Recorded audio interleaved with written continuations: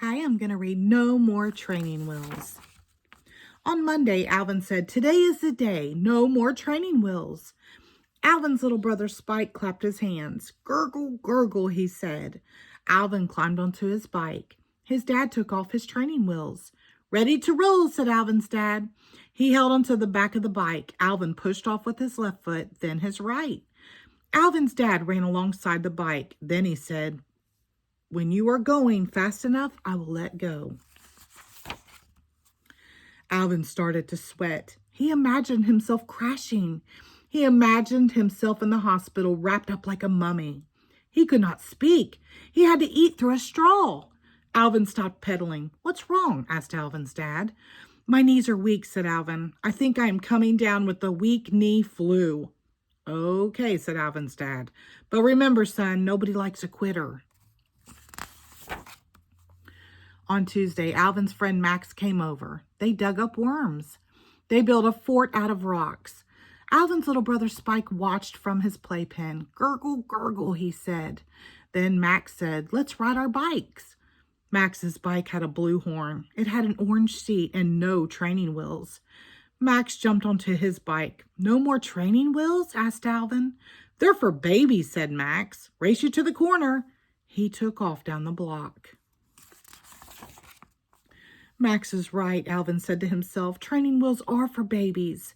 He pushed off with his left foot, then his right. His bike started to wobble. Alvin started to sweat. He pictured himself smashing into a mailbox. He pictured his head stuck inside with all the letters. The mailman could not get him out. His parents could only see him when they had mail to send. Alvin stopped pedaling. "What's wrong?" called Max from the corner. "Our house is on fire," said Alvin. "I have to save my family." He ran inside. "Where is Max?" asked Alvin's mom. She was working on the computer. "He lost a tooth," said Alvin. "He had to go home and wait for the tooth fairy."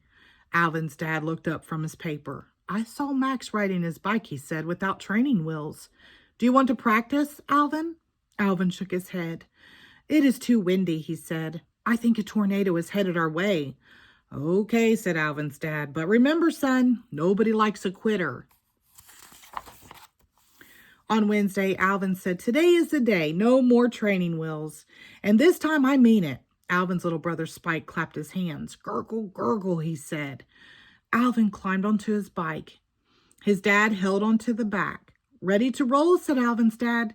Alvin pushed off with his left foot, then his right. "This time I will not tell you when I will let go," said Alvin's dad. Alvin started to sweat. He imagined himself flying over the handlebars. He imagined himself stuck in a tree. Even the fire department could not get him down. Alvin stopped pedaling. "What's wrong?" asked Alvin's dad. "I just saw a UFO," said Alvin. "It is headed for our house." "Okay," said Alvin's dad. "But remember, son, nobody likes a quitter." On Thursday, Alvin called Max. "Kenny is having a pool party," Alvin said. "Are you going?" "Yes," said Max. "I will meet you at your house at 12 o'clock. We can ride our bikes to the party." Alvin started to sweat. My bike has a flat tire," he said. "My mom is going to drive me." "I will meet you there." "Okay," said Max. Alvin put on his blue bathing suit with the tugboats on it. He grabbed his alligator towel, then he walked to Kenny's. At the party, everyone was splashing in the pool. Max and Alvin pretended they were sharks underwater. After a while, Kenny said, "I have an idea. Let's have a bike race. Alvin, you could borrow my old bike. I got a new one for my birthday." Alvin started to sweat. "Did you hear that?" he said. "That's my mom's car horn. She's early. Gotta go." Kenny scratched his head. "I didn't hear anything," he said. But Alvin was already on his way. "That was a short party," said Alvin's mom when he got home. She was feeding Alvin's little brother Spike. Spike clapped his hands when he saw Alvin. "Gurgle, gurgle," he said. "Kenny is part Alaskan," said Alvin. "He is not used to the warm weather. He cannot stay in the sun for long." Alvin's dad poked his head into the kitchen. "No wind today," he said to Alvin. "Perfect day for a bike ride." What do you say, Alvin? Alvin shook his head. I think I twisted my ankle jumping into Kenny's pool, he said. He limped across the room. Okay, said Alvin's dad. But remember, son, nobody likes a quitter. On Friday, Alvin's mom said, Guess what, Alvin? The circus is in town. I am going out to buy tickets for the show tonight. All right, said Alvin. Spike clapped his hands. Alvin's mom set up Spike's playpen on the front lawn. Dad will be out soon. You watch Spike until Dad comes, she said. Okay, said Alvin. He was busy shining his bike and thinking.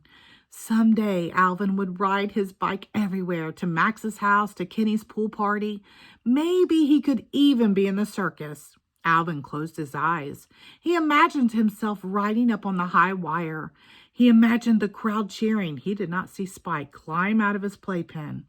He did not see Spike crawl down the driveway onto the street. Alvin opened his eyes. He blinked. An elephant was coming down the block. He must have escaped from the circus. He was going to step on Spike. Alvin jumped onto his bike. He forgot all about the training wheels. He forgot all about riding on the high wire. He raced down the street and grabbed Spike. Safe! That night at dinner, Alvin said, I did it! I rode my bike without training wheels. Great, said Alvin's parents. And I saved Spike from getting squished by a circus elephant, Alvin added. Alvin's mom sighed. Alvin's dad frowned. They looked at each other and shook their heads. Remember, son, said Alvin's dad, nobody likes a liar. The end. Thank you.